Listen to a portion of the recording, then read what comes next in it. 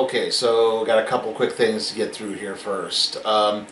Again, if you're not familiar, whenever I review Star Wars stuff or comic book stuff or just stuff of an overly geeky nature, I tend to give my overall thoughts very early on and then have a very big spoiler section for you to skip over if you don't want to be spoiled with the actual content of things. So, alright. And again, we'll get into what the review schedule is for Season 3 of The Mandalorian, or what it's going to be after the spoiler section in that segment after that. There'll be breakpoints in between to tell when the spoiler section is to be skipped over. Okay, so Season 3, Episode 1 of The Mandalorian, only one episode this time, which is called The Apostate. I'm going to give it a B. I think overall it was very tight. It was a good, just over half an hour length. It didn't dwell on too much. It didn't feel too sloggy. I could see where some might think it is, but other than that, it seems to be setting up the situation for the season very well. There's some interesting points in there, some good action sequences that pop up, and it explores some interesting ideas as to the mythology of Mandalore. So yeah, if I have any real problem with it, it does feel like a little bit of a rush job towards the end. Like maybe they should have done something else and saved the end point for the second episode, as to continue the groundwork they're laying a little bit more. But other than that, like I said, it was fun. It's a perfectly fine viewing, especially if you've liked The Mandalorian before. It's the new Boba Fett Star Wars large-size action figure from Kenner. Darth Vader sold separately. Capture them alive! I'm the best bounty hunter in the whole galaxy. That's why you got the job. Boba Fett has a see-through helmet with play rangefinder to locate your objective. You can move his legs, knees, arms, even wrists and elbows. His backpack unit is removable. You have your mission. Good luck. I don't need luck. I'm the best. New Boba Fett Star Wars large-size action figure from Kenner. Darth Vader sold separately. It's the Darth Vader collector's case from Kenner's Star Wars The Empire Strikes Back collection. You can display it or open it up into an action figure storage unit. It holds up to 31 action figures like Bosk, Lando Calrissian, and IG-88. Action figures each sold separately. There's even a handy chamber for accessories. And it's got a hidden handle, so you can take it with you. Darth Vader collector's case from Star Wars The Empire Strikes Back collection. Action figures each sold separately. New from Kenner. Okay, so again, this is the spoiler section. Skip to this point if you want to avoid. It is going to be a short one, though, because we're only doing one episode. So at least you got that going for you. All right? Okay, begin the spoilers. So, yeah, this episode is called The Apostate, which basically means Exiled One, banished, because Din Djarin revealed his face to Grogu. And he has to atone for his sins by healing himself in the waters of Mandalore, in the mine waters of Mandalore, or whatever. And, you know, obviously that's still a thing he has to do as we begin the episode with a Mandalorian initiation ceremony, and he's come back, the ceremony is being performed, and it's interrupted by this large kind of snapping turtle alligator creature attacking, and just so happens that Din Djarin, Mando, saves the day. However, he's still in exile. It's like, you know, the chief Mandalorian woman says, you shouldn't be here, and he's like, look, I got this off some Jawas. It seems to indicate that maybe, you know, they said they got it from someone who claimed to have been on a Mandalore. It seemed to indicate that the waters are still there and they haven't been poisoned. If I could, get the proof that this is true, does this get me back in? And she seems to indicate that that's the case, and so he needs to go do that. So from there, he goes to Navarro to visit with Grief Karga, who's now like head magistrate or master magistrate of this little city on the planet. It's had this big economic boom. Like a big deal of time has passed. Like I think it's almost 2 or 3 years. They do address what happened with Cara Dune. She left to join the New Republic's enforcers, or what, I can't remember what they're called. Yeah, she left to do that. Moff Gideon was basically turned over to the New Republic, so he should be in prison. He probably won't be. And, you know, overall, like, the city is clear, like, there's this big economic boom happening. He's even set aside a plot of land because he thinks Mando's retired. It's like, hey, you know, this is where you can stay if you want. You know, you don't have to worry. You'll live rent-free. You can do whatever you need to do. And, you know, Mando comes to visit him, and it's like, I need you to basically rebuild IG-11, the IG model who helped him out in the first season and self-destructed to save everyone. And, you know, like, well, you know, we don't have a lot of them left, so it's going to be kind of hard to, you know, to reactivate them. But it's like, I'm probably going to need a droid to investigate Mandalore to see if it's toxic or not. You know, if the planet has been completely poisoned, or if there's any chance to, you know, for me to actually, you know, do this to regain my status, to regain my status as a Mandalorian. And they're like, well, okay, and they start trying to assemble him, and unfortunately, it's IG-11 has reverted to his original programming, which is, you know, as an assassin droid. So he immediately tries to kill Grogu, and they have to kind of knock him back out again. So they wind up taking him to, they take the droid to these beings called, I think they were called the Ancelians. I didn't quite get it. I don't think, they're kind of like Babu Frick.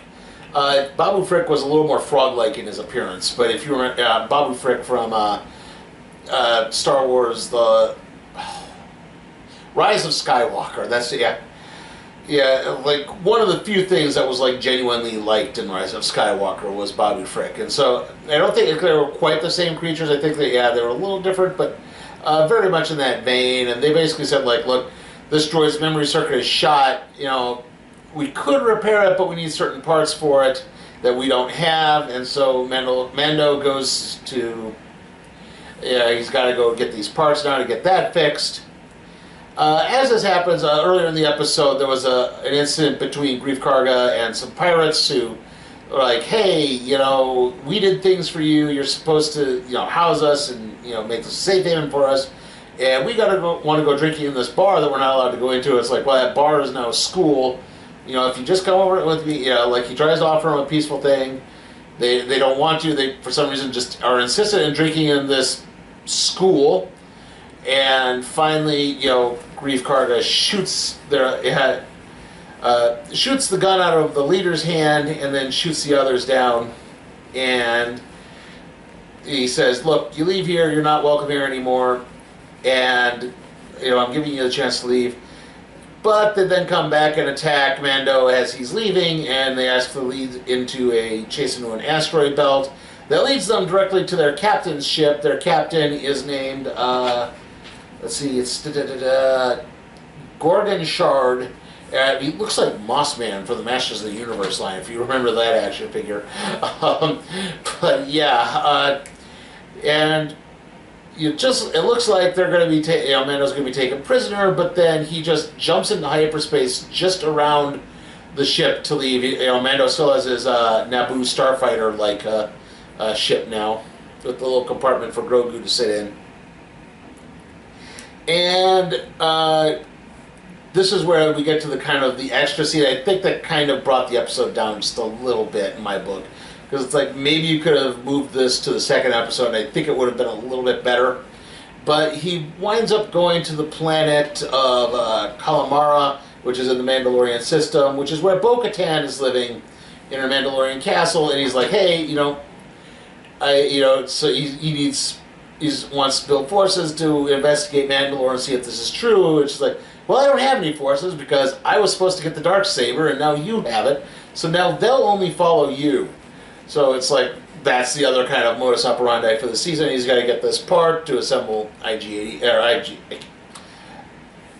The most famous IG model before the show aired was IG-88, so that I just keep defaulting to IG-88.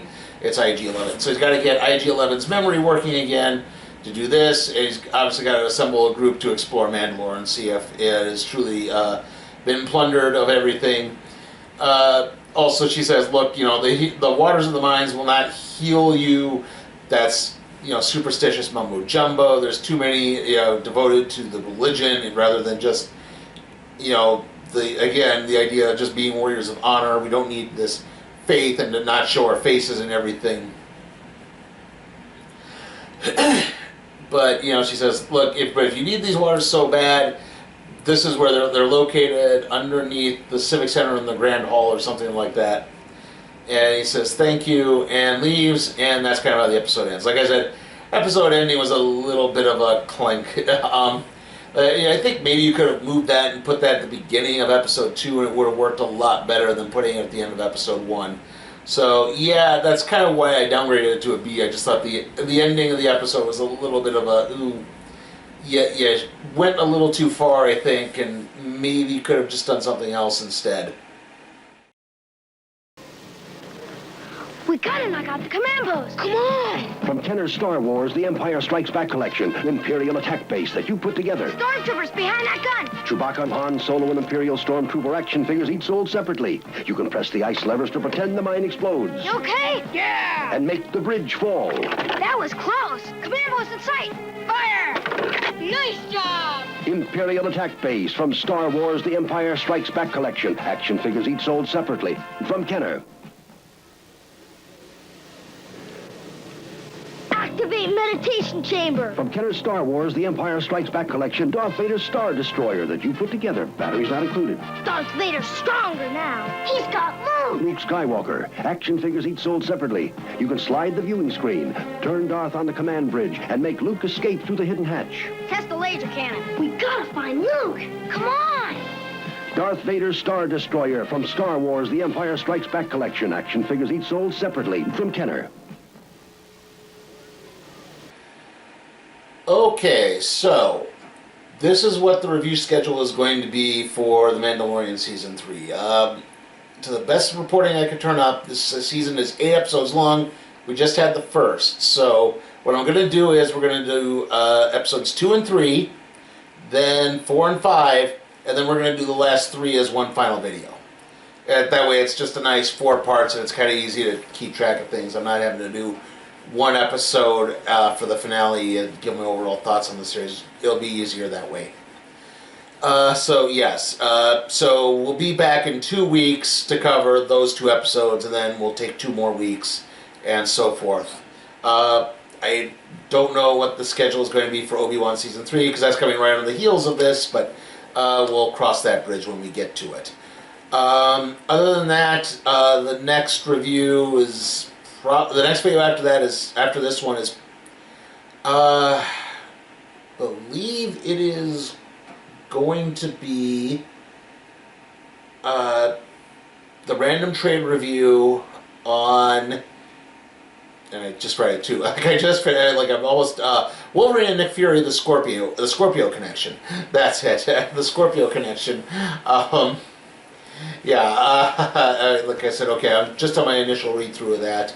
And then it's going to be the Shazam, the Fury of the Gods review. Again, kind of in between that, we'll have the Mandalorian reviews. And then, yeah, that'll be it. And then we'll have some wrestling, I think, in the last 2 weeks of March. So, see you all next time.